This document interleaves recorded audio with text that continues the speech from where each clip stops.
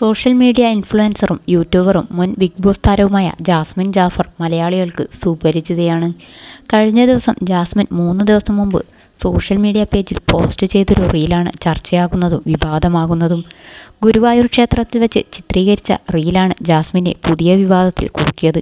കേരള സാരി ചുറ്റി ക്ഷേത്ര പരിസരത്തിലൂടെ നടക്കുന്നതും ക്ഷേത്രക്കുളത്തിൽ കാൽ കഴുകുന്നതുമാണ് ജാസ്മിനെ റീലിൽ കാണാം.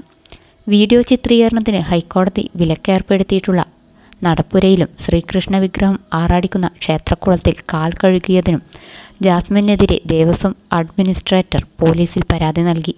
പരാതി പോലീസ് കോടതി കൈമാറിയെന്ന് റിപ്പോർട്ടുകളുണ്ട്. ശ്രീകൃഷ്ണ ഭഗവാനെ ആറാടിക്കുന്ന ക്ഷേത്രക്കുളത്തിൽ കാൽ കഴുകുന്നത് ജാസ്മിൻ റീൽ പോസ്റ്റ് ചെയ്തപ്പോൾ തന്നെ കമൻറ്റ് ബോക്സിൽ ചർച്ചയായിരുന്നു.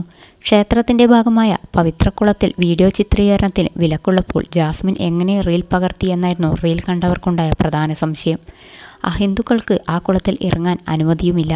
ഇതുമായി ബന്ധപ്പെട്ടുള്ള ചർച്ചകൾ സോഷ്യൽ മീഡിയയിൽ നടക്കുന്നതിനിടയിലാണ് ദേവസ്വം അഡ്മിനിസ്ട്രേറ്റർ ജാസ്മിനെതിരെ പോലീസിൽ പരാതിപ്പെട്ടത്. മതവികാരം വ്രണപ്പെടുത്തിയെന്നും കലാപാഹ്വാനം ഉയർത്തിക്കൊണ്ടുള്ള നടപടിയാണ് ഉണ്ടായതെന്നും ചൂണ്ടിക്കാട്ടിയുള്ളതാണ് പരാതിയെന്നും റിപ്പോർട്ടുകളുണ്ട്. അന്വേഷണത്തിന് ശേഷം തുടർ നടപടികൾ ഉണ്ടായേക്കും. മുമ്പും സമാനമായ രീതിയിൽ ഇതേ ക്ഷേത്രക്കുളത്തിൽ നിന്നും ക്ഷേത്ര പരിസരത്ത് നിന്നും വീഡിയോ ചിത്രീകരിച്ചവർക്കെതിരെ നടപടികൾ സ്വീകരിച്ചിട്ടുണ്ട്. റീൽ വീഡിയോ വൈറലായതോടെ തൻ്റെ എല്ലാ സോഷ്യൽ മീഡിയ പേജുകളിൽ നിന്നും ജാസ്മിൻ അത് നീക്കം ചെയ്തു. സാരിയെടുത്ത് മുല്ലപ്പൂ ചൂടി അമ്പലവാസി പെൺകുട്ടിയായാണ് റീലിൽ ജാസ്മിൻ പ്രത്യക്ഷപ്പെട്ടത്.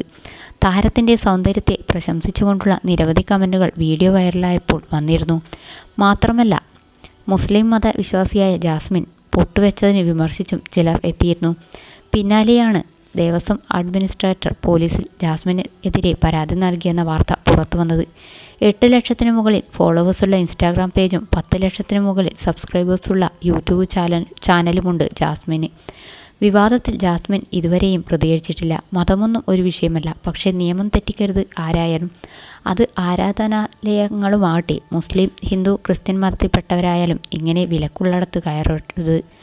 എല്ലാ മതങ്ങൾക്കും അതിൻ്റേതായ ചിട്ടകളും ആചാരങ്ങളുമുണ്ട്. ഭക്തിയുള്ളതാണെങ്കിൽ കുഴപ്പമില്ല.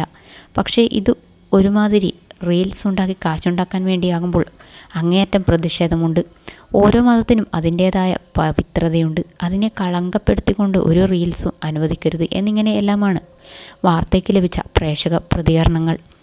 ആദ്യമായാണ് ഇത്തരമൊരു കേസും വിവാദവും ജാസ്മിൻ ജാഫറിൻ്റെ പേരിലുണ്ടാകുന്നത്.